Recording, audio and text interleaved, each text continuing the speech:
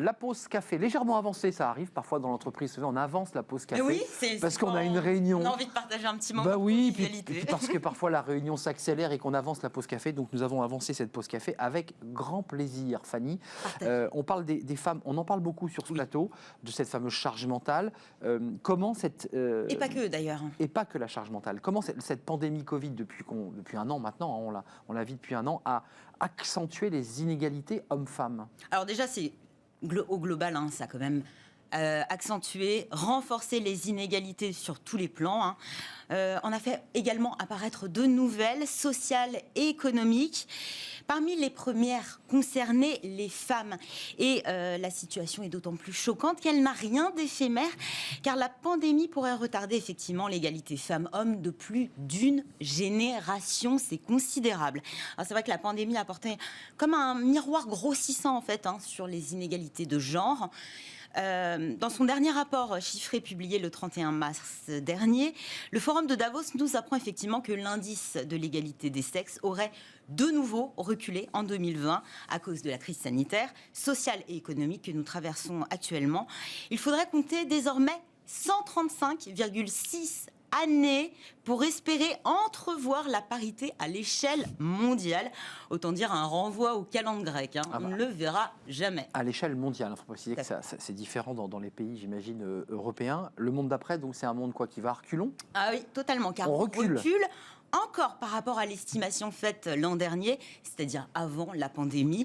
Il faudra 36 années de plus pour espérer combler globalement les disparités de genre sur le plan sanitaire, éducatif, mais aussi politique et économique. Il faut dire que le Covid et les différents confinements n'ont fait qu'exacerber les discriminations et les inégalités entre les femmes et les hommes, a fortiori sur le plan professionnel, les femmes de plus en plus nombreuses à se retrouver au chômage, soit à cause de la pandémie elle-même, soit en raison des mesures mises en place pour enrayer sa propagation.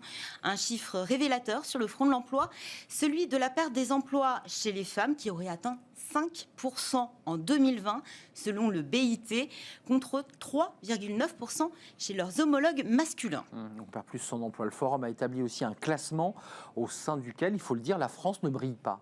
Brille pas du tout même. Alors on a un classement avec plusieurs entrées. Alors sur le plan d'une part de l'égalité femmes-hommes, la France se retrouve effectivement au 16e rang du classement mondial. On a 156 pays, donc 16e, on peut se dire que c'est pas trop mal.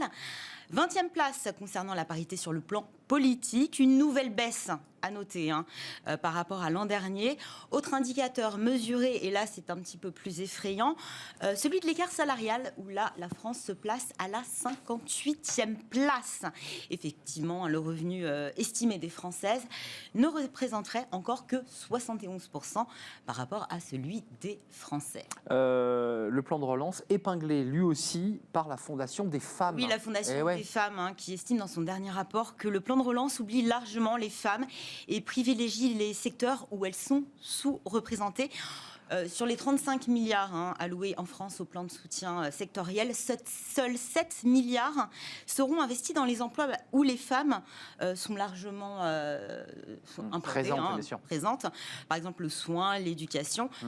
Sauf que quand on regarde ces métiers qui étaient en première ligne, notamment pendant le premier confinement, on retrouve qui? Les infirmières, un métier où il y a 87% de femmes. Et oui. Les aides-soignantes, 91% de femmes. Les aides à domicile, 97%. Les agents d'entretien, 73%. Ou encore les caissières, 76%. Et puis on en a parlé, notamment mardi sur notre plateau, la charge mentale qui s'est nettement alourdie et qui pèse sur qui? Sur les épaules des femmes. C'est ce que note le Boston Consulting Group dans l'une de ses dernières études. Le BCG qui évoque un retour en arrière inquiétant pour les femmes et note par la même occasion les limites de la généralisation du télétravail. Les femmes en télétravail qui ont plus de risques d'être fréquemment interrompues. Ça aussi, on l'a dit mardi sur le plateau, avec des enfants qui vont plus naturellement vers leur mère. Plus interrompues que les hommes et qui sont moins nombreuses à disposer finalement d'un espace bien à elles, isolé pour travailler sereinement. Oui, ainsi, 34% des femmes en télétravail s'estiment sur le point de craquer ou de faire un burn-out. C'est 21 points de plus que les hommes. Alors c'est vrai qu'elles sont plus nombreuses à culpabiliser aussi, car dans cette difficile conciliation vie pro, vie perso, le compte n'y est pas du tout. D'une part, la culpabilité de ne pas avoir assez de temps de s'occuper de ses enfants, et d'autre part, le poids des responsabilités à la maison qui pèsent sur leur capacité à performer au travail, d'assurer toutes leurs missions.